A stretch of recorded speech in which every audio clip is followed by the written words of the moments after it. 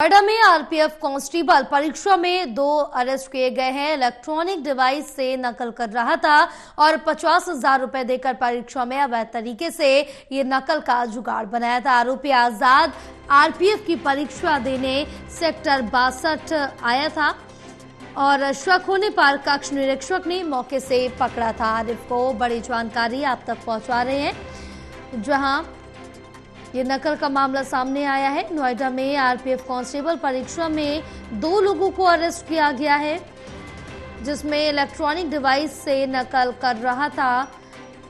50,000 रुपए देकर परीक्षा में अवैध तरीके से ये नकल कर रहा था। आरोपी आजाद आरपीएफ की परीक्षा देने सेक्टर 62 आया था। 7 मार्च 2025 को आरपीएफ कांस्टेबल लिखित परीक्षा आयोजित की जा रही थी, जो कि आयोन डिजिटल जोन सेक्टर 62 में परीक्षा केंद्र पे आयोजित की जा रही थी। इस परीक्षा केंद्र में एक आजाद पुत्र मुशर्रफ नाम का अभ्यर्थी ब्लूटूथ और इलेक्ट्रॉनिक डिवाइस के माध्यम से नकल करते हुए पकड़ा गया। जब उससे पूछताछ की गई तो स्पष्ट हुआ कि एक ब्रिक्स कंपनी का कर्मचारी अर्जुन डागर नाम का व्यक्ति था, जो उसकी मदद कर रहा था। उपरोक्त दोनों को गिरफ्तार कर लिया गया है। इसके पश्चात जब पूछताछ में स्पष्ट हुआ कि आजाद ने कुछ और लोगों से बात की थी, जिनके नाम प्रकाश में आए हैं। विवेचना की जा रही है और उक्त लोगों की संलिप्तता के आधार पर अग्रिम विधिक कार्रवाई की जाएगी।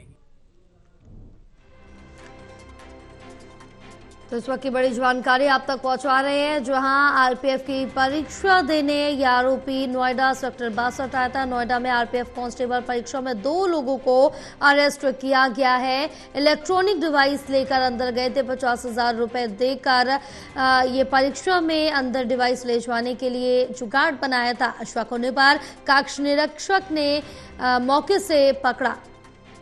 हमारे साथ हमारे सहयोगी शिव त्यागी जुड़े हुए हैं और ज्यादा जानकारी लेंगे। शिव, क्या कुछ अपडेट मिल पा रही है मामले पर?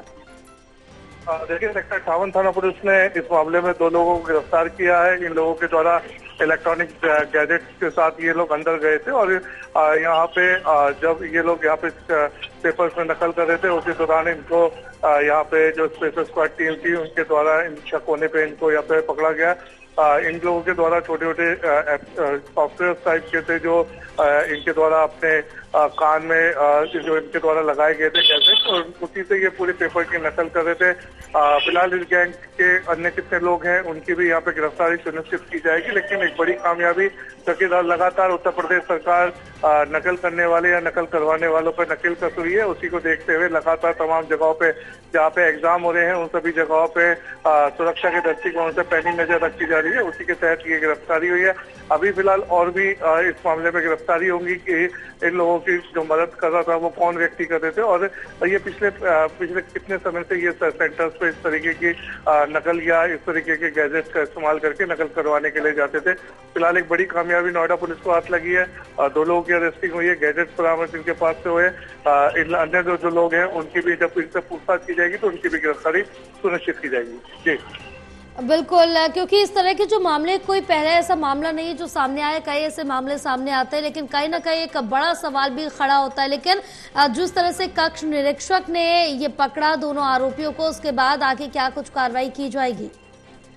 देखिए, दोनों लोगों की अरेस्टिंग हो चुकी है। अरेस्टिंग होने के बाद अब इनके जिनके द्वारा ये अंदर आए थे या पेपर में नकल कर रहे थे, उन लोगों की भी यहाँ पे गिरफ्तारी की जाएगी। उसके बाद ही असली गैंग का खुलासा हो पाएगा। फिलहाल पूछताछ पे लेने के बाद ये माना जा रहा है कि कई अहम खुलासे इन लोगों से पूछताछ के दौरान हो सकते हैं। बिल्कुल शिव, आप बिलाल हमारे साथ बने रहिए, आगे भी आपसे जानकारी लेंगे।